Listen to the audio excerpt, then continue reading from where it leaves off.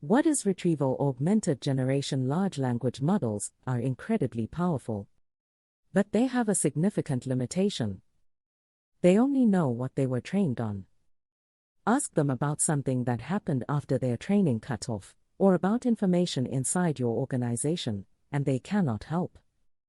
Retrieval-Augmented Generation, known as RAG, solves this problem.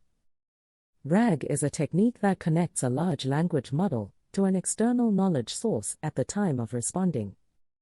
Instead of relying only on its training data, the model first retrieves relevant information from a knowledge base, and then uses that information to generate a grounded, accurate response. Here is how it works in practice. A user asks a question. The system searches a vector database or document store for the most relevant content. That content is passed to the language model along with the original question. The model generates a response based on both its training and the retrieved context. This means the AI can answer questions about your organization's internal documents, your latest product specifications, recent news, or any other data you feed it.